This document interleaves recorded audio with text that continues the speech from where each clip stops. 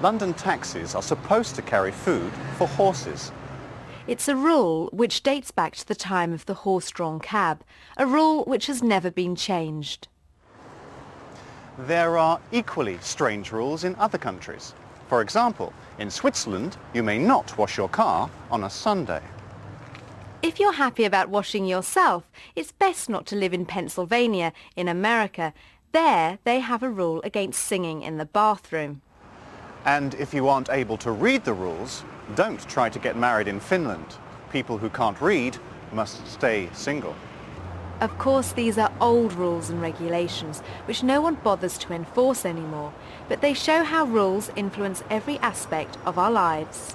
Almost whatever we do, almost wherever we are, there are rules telling us what to do and what not to do. Keep off the grass. Stop at the red light. No smoking. No trespassing. Switch off mobile phones. Safety helmets must be worn. Offside.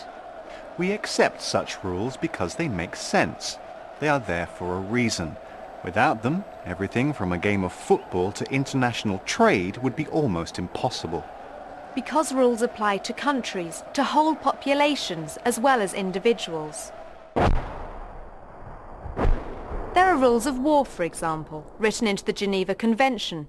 And the United Nations has established rules of conduct relating to freedom. Freedom of speech, freedom from cruelty, freedom from false imprisonment. But in many cases, we may have to fight to win freedom. Rules are sometimes based on prejudice, on preserving power, on treating people unequally. And at the start of the 21st century, some of those rules can seem as strange as not being able to sing in the bath. Like the rules which denied freedom and equality to half the population in some of the world's most developed countries, women. Which 150 years ago prevented them from becoming teachers and doctors. Which little more than 100 years ago prevented married women from owning any property. Which supported the male belief that a woman's place is in the home. Which only about 80 years ago in both Britain and the United States even prevented women from voting.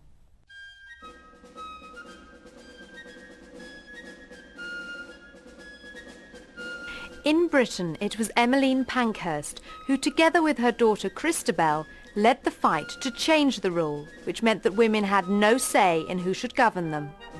With their Votes for Women banners held high, the suffragettes, as they were called, marched on Parliament, chained themselves to railings, smashed windows, and attacked politicians.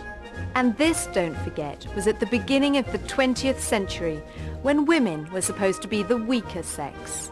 Too weak and too weak-minded to vote, but strong enough to be thrown into prison for demanding their rights. Emmeline Pankhurst later wrote that this was the beginning of a campaign, the like of which was never known in England, or for that matter, in any other country.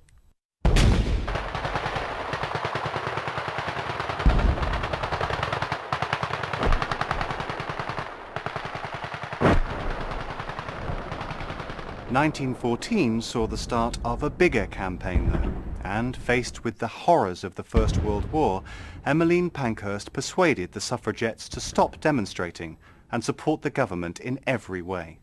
When the war ended, much had changed. The world was a different place. Many rules were relaxed.